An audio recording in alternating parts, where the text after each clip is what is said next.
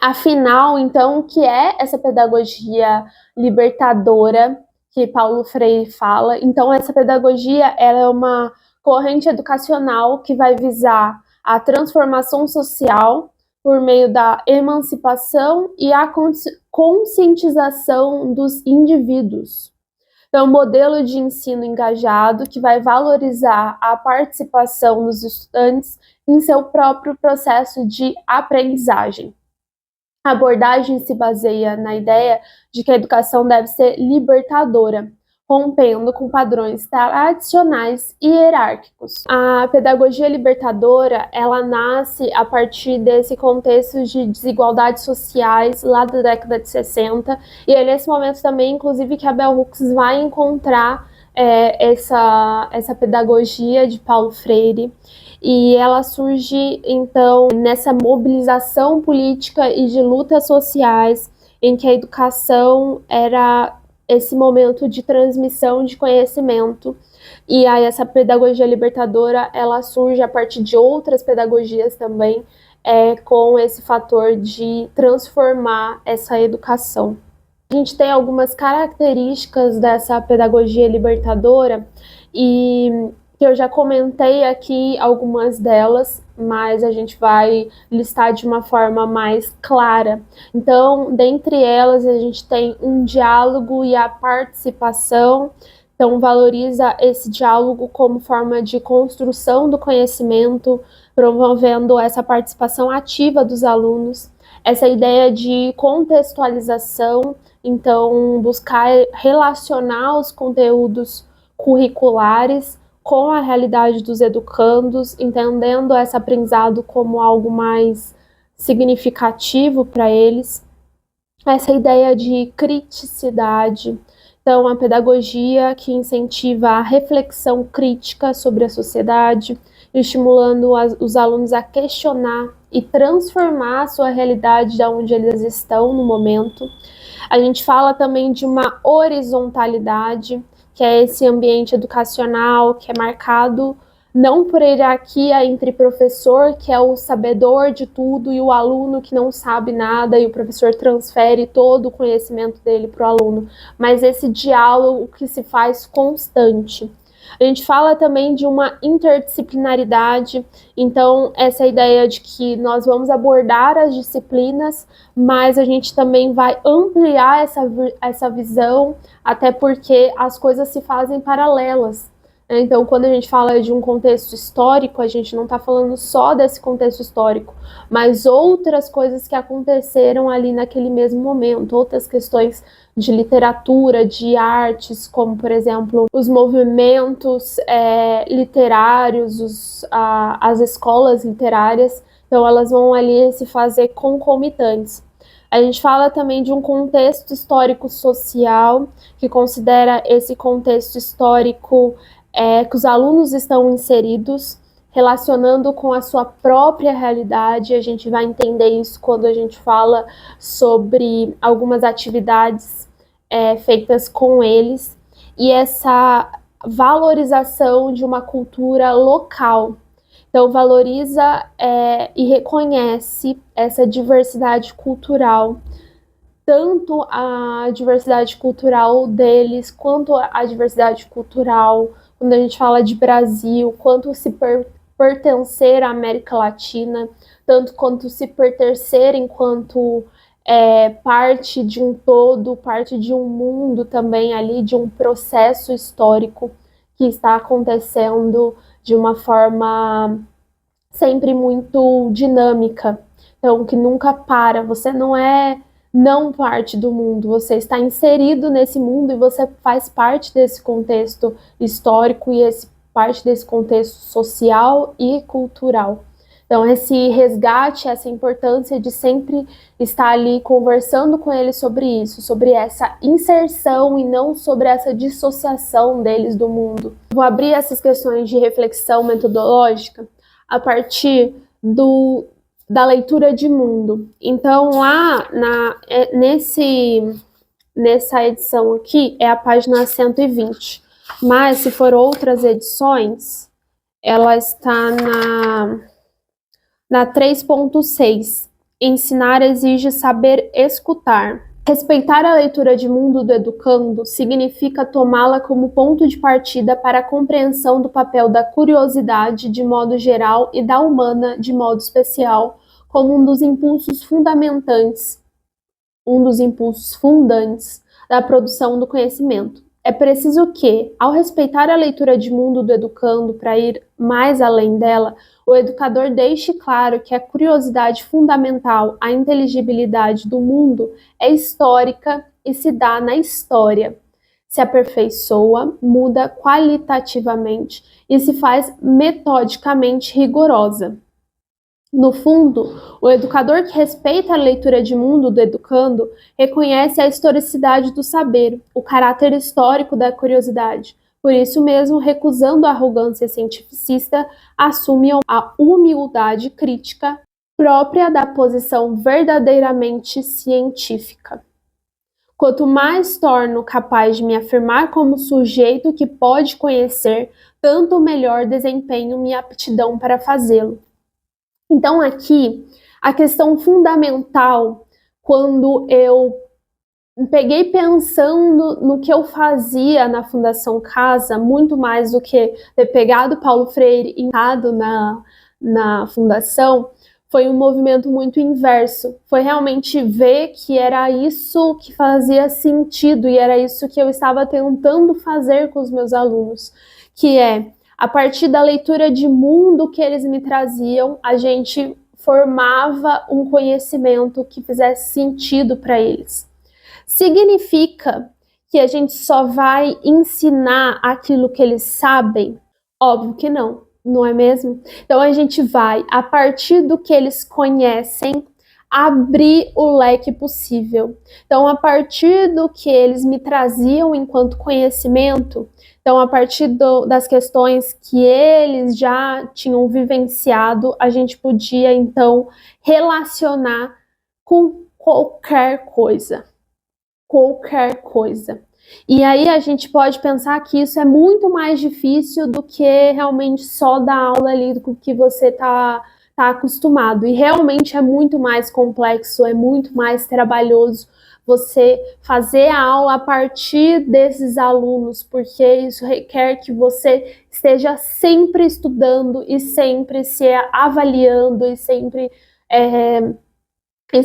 fazendo outras aulas que conversem com esses alunos, porque são pessoas muito plurais, mas significa que vai fazer muito mais sentido para você e para ele. Então, a partir dessa leitura de mundo, a partir do que é trazido, a partir dessa realidade, você consegue estimular com que ele participe da aula.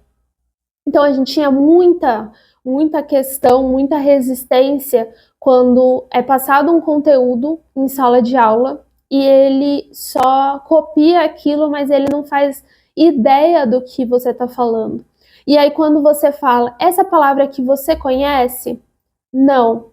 Mas se eu dissesse que essa palavra se relaciona com essa, e se eu dissesse que esse período histórico, ele se relaciona com e fala uma questão X da contemporaneidade. Ele vai conseguir linkar.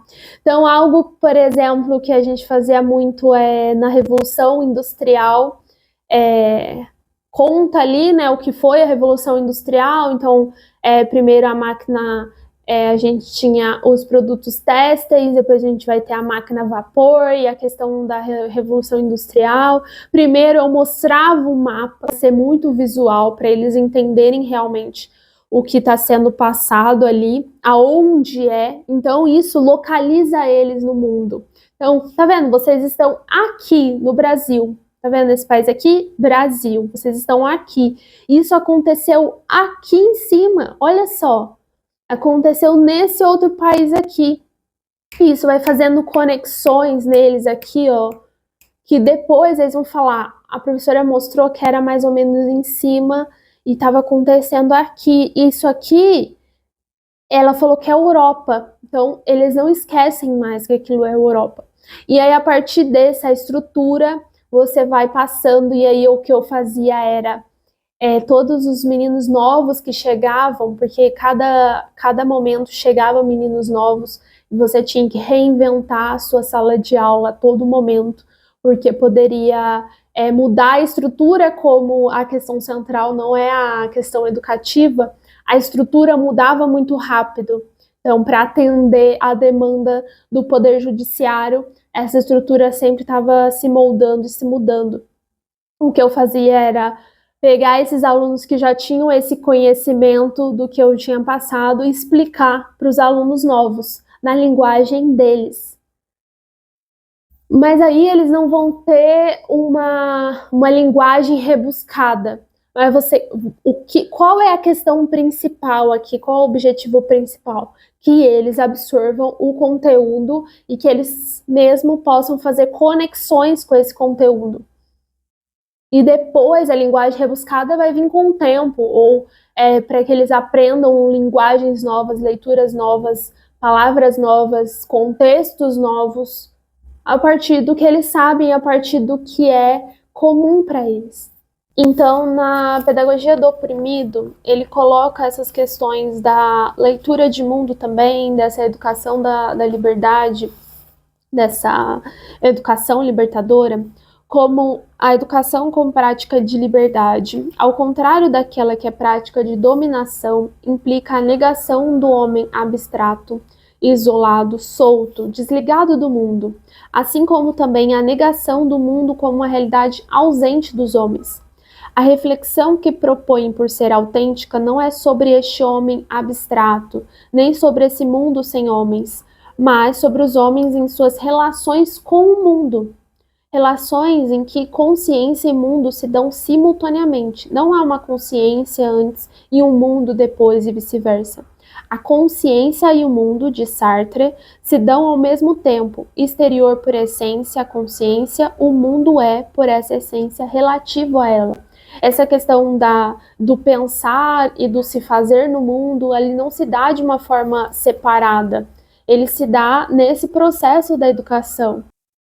E aí, na medida que os homens, simultaneamente refletindo sobre si e sobre o mundo, vão aumentando o campo de sua percepção, vão também dirigindo sua mirada a percebidos que até então, ainda que presentes ao que Husserl chama de visões de fundo, não se destacavam, não estavam postos por si. Dessa forma, nas suas visões de fundo, vão destacando percebidos e voltando à sua reflexão sobre eles. Esse modo de reflexão sobre o mundo. E aí, dessa maneira, a educação se refaz constantemente na praxis. Para ser, tem que estar sendo, lá na página 102 dessa versão aqui. Enquanto a concepção bancária dá ênfase à permanência e à competição e a concepção problematizadora reforça a mudança.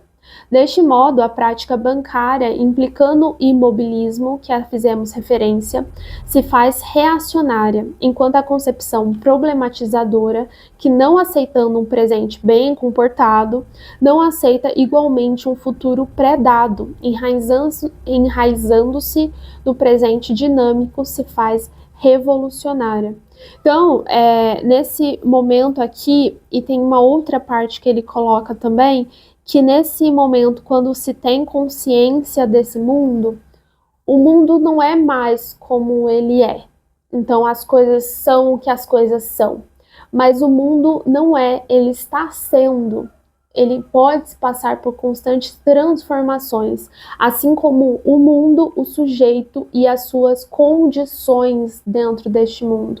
E isso só faz presente quando a gente entende o contexto e os contextos históricos, quando nós entendemos o sujeito, entendemos essa relação e fazemos essa relação sempre de forma mútua e nunca de forma separada. Nunca uma coisa e depois a outra.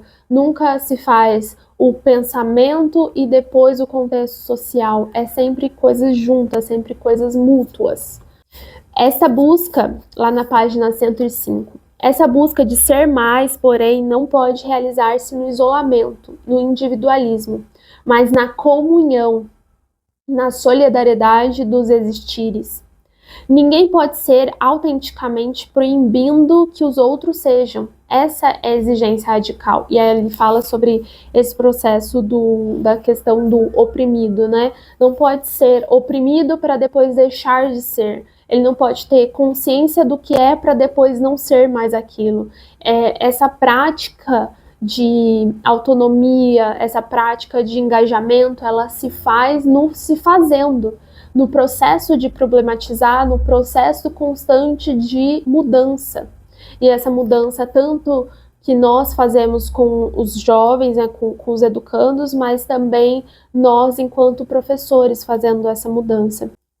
Para a prática bancária, o fundamental é, no máximo, amenizar essa situação, mantendo, porém, as consciências imersas nela, nessa ideia de opressão, de desumanização. Para a educação problematizadora, enquanto um quer fazer humanista libertador, o importante está em que os homens submetidos à dominação lutem por sua emancipação. Por isso é que esta educação, em que educadores e educandos se fazem sujeitos do seu processo, superando o intelectualismo alienante, superando o autoritarismo do educador bancário, supera também a falsa consciência do mundo. O mundo agora já não é algo sobre o que se fala com que falsas palavras, mas o mediatizador dos sujeitos da educação, a incidência da ação transformadora dos homens, de que resulte a sua humanização. Essa razão porque a concepção problematizadora da educação não pode servir ao opressor. Nenhuma ordem opressora suportaria que os oprimidos todos passassem a dizer: por quê? No processo revolucionário, a liderança não pode ser bancária para depois deixar de sê-lo.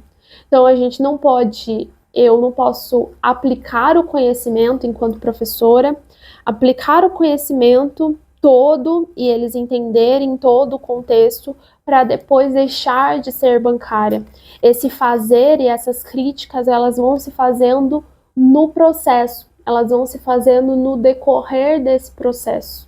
Então, nesse momento, os jovens são engajados ali, encorajados a questionar, refletir criticamente, construir o seu conhecimento de uma forma coletiva. A pedagogia libertadora vai buscar estimular a consciência social, a justiça, a igualdade, visando empoderar os estudantes e transformar essas realidades opressivas. Então, é nesse momento que a gente também não fala só sobre questões críticas, mas a gente também fala sobre questões emocionais, a gente fala sobre questões sociais. Óbvio, aqui sempre separando o seu papel enquanto professor do seu não papel enquanto assistente social, porque às vezes isso vai se entrelaçando muito. Às vezes a gente acredita que eles querem ou que eles precisam de mais uma assistência social, entendendo que eles têm, né, nesse contexto de socioeducativo, nesse contexto socioeducativo, mas não. E aí é nesse momento que a nossa querida Bell Hooks entra falando que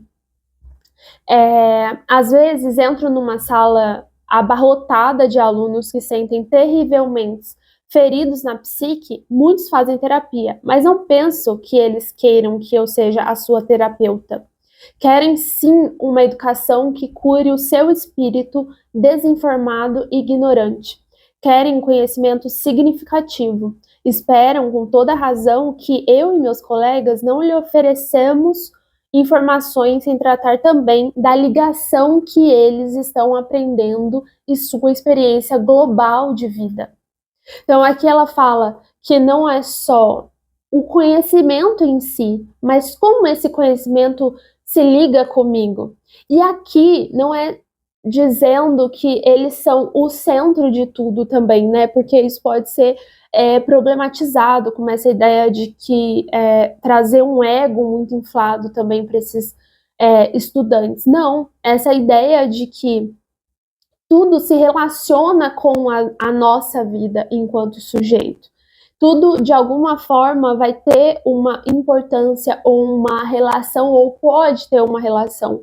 Ou quando não tem uma relação, vai ser importante para algo, ou para saber, para conhecimento. Então, tinha alguns estudantes que sempre perguntavam, né? Ah, mas isso aí não me ajuda em nada. Ah, mas... E outros falavam, cara, fica quieto aí, é conhecimento.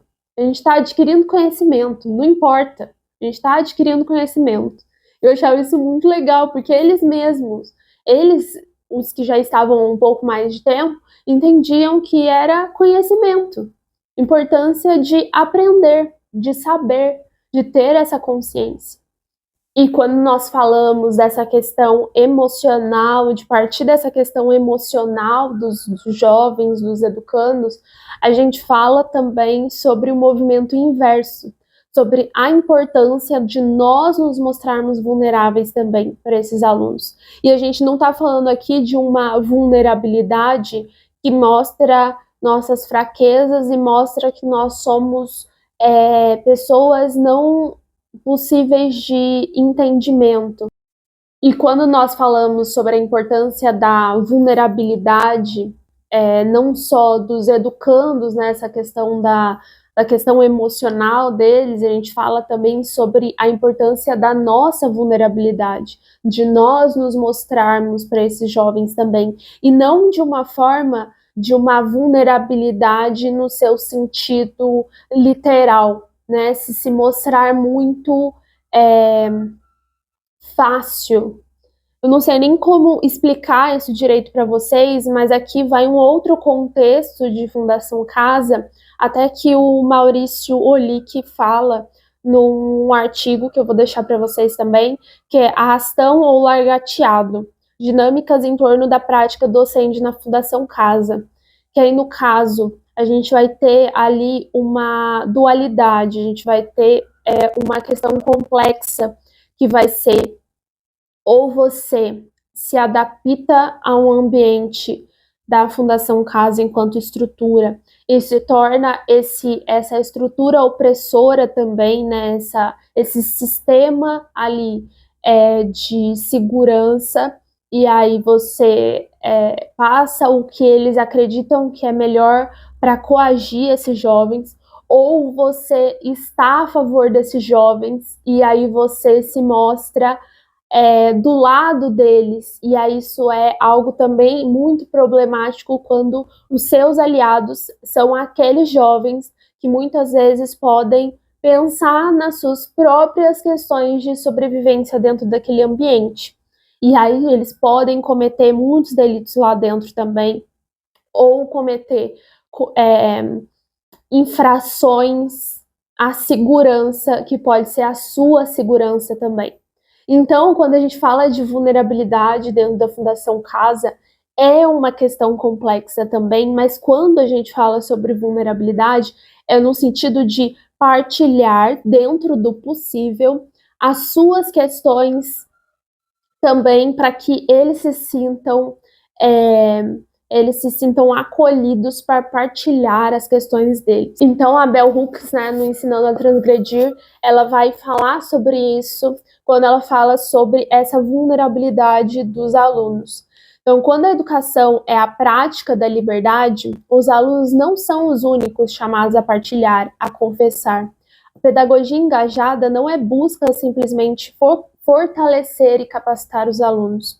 Toda sala de aula em que for aplicado um modelo holístico de aprendizado será também um local de crescimento para o professor, que será fortalecido e capacitado por esse processo. Esse fortalecimento não ocorrerá se nos recusarmos a nos abrir ao mesmo tempo em que encorajamos os alunos a correr riscos. Os professores que esperam que os alunos partilhem narrativas confessionais, mas não estão nos mesmos dispostos a partilhar as suas, exercem o poder de maneira potencialmente coercitiva. Nas minhas aulas, não quero que os alunos corram nenhum risco que eu mesma não vou correr. Não quero que partilhem nada que eu mesmo não partilharia. Quando os professores levam narrativas da sua própria experiência para a discussão em sala de aula, elimina-se a possibilidade de atuarem como inquisidores oniscientes e silenciosos. É produtivo, muitas vezes, que o professor sejam os primeiros a correr um risco, ligando as narrativas confessionais às discussões acadêmicas para mostrar de que modo a experiência pode iluminar e ampliar nossa compreensão do material acadêmico. Nesse momento, ela fala muito sobre a questão acadêmica, mas eu acredito muito na possibilidade do professor se trazer presente em relação ao seu contexto de vida para ajudar esses alunos. Mas na Fundação Casa é com muito cuidado, é com muita atenção, com muitos limites estabelecidos, infelizmente. Então a gente tem que tomar muito cuidado ali, porque a gente está num aparato que não é um aparato educacional, a gente está num aparato que é um aparato de segurança. Então, ali vão ter muitas questões, não só dentro de sala de aula, mas ali em volta, quando a gente tem seguranças que ficam na porta e outros em volta que prestam atenção nas aulas, justamente para evitar qualquer tipo de conflito ou evitar outros professores possam auxiliar esses jovens em possíveis atos criminais. Então, mas eu ainda assim acredito na importância desses relatos de vida para que esses jovens possam se conectar com essa realidade de uma sala de aula mais ampla em que eles podem falar. E aí isso vai ser muito do papel do professor, até que ponto isso faz sentido para ele ou não, e até que ponto é confortável para ele ou não se abrir e ainda assim continuar com a sua questão de segurança ali naquele local. Ela termina, né? Mas a maioria dos professores tem de treinar para estarem abertos em sala de aula, estarem totalmente presentes em mente, corpo e espírito. E ela termina essa parte dizendo: os professores progressistas que trabalham para transformar o currículo de tal modo que ele não reforça os sistemas de dominação, nem reflita mais nenhuma parcialidade, são, em geral, os indivíduos mais dispostos a correr riscos acarretados pela pedagogia engajada e a fazer de sua prática de ensino um foco de resistência.